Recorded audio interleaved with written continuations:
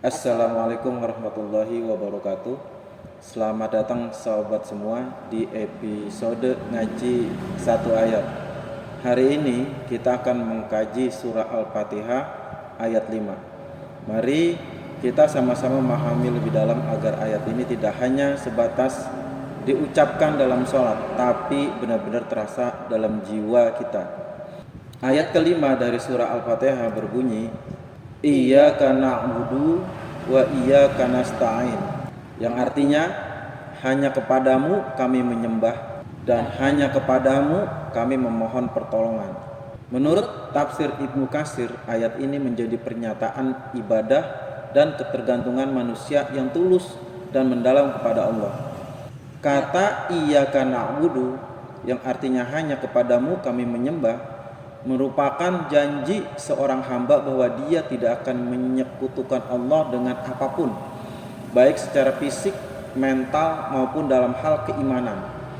Menyembah di sini bukan hanya sekedar salat atau ibadah ritual, melainkan segala bentuk ketaatan, kepatuhan dan perbuatan baik yang dilandasi oleh niat hanya karena Allah.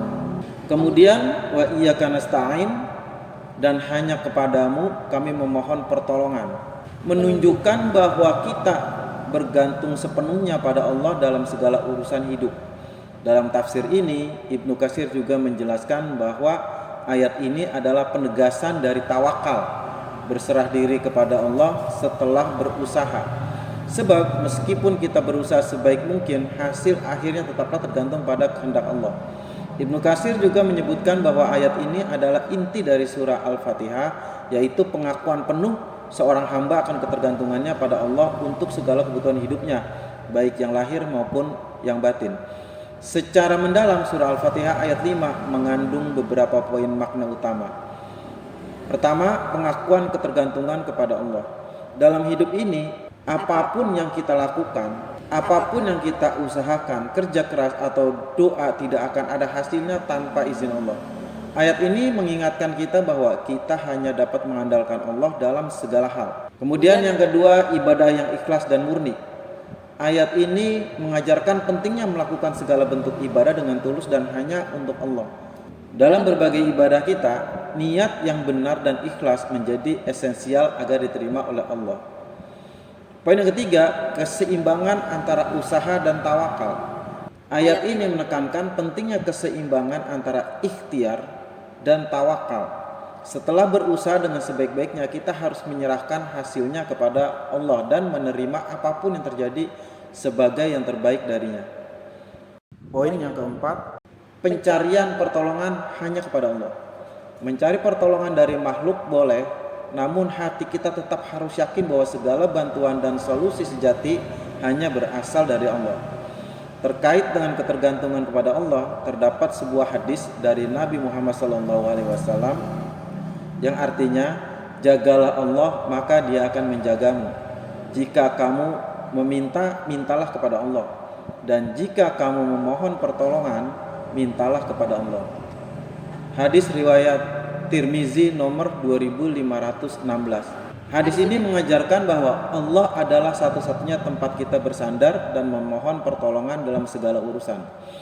Surah Al-Fatihah ayat 5 adalah pengikat kita bahwa dalam hidup kita tidak bisa berdiri sendiri. Kita memerlukan Allah dalam segala hal. Ketika hati kita sepenuhnya bertawakal kepada Allah, kita merasa lebih tenang dan jauh dari kecemasan yang berlebihan. Dengan ayat ini kita diingatkan untuk selalu berusaha, beribadah dan meminta pertolongan hanya kepada Allah.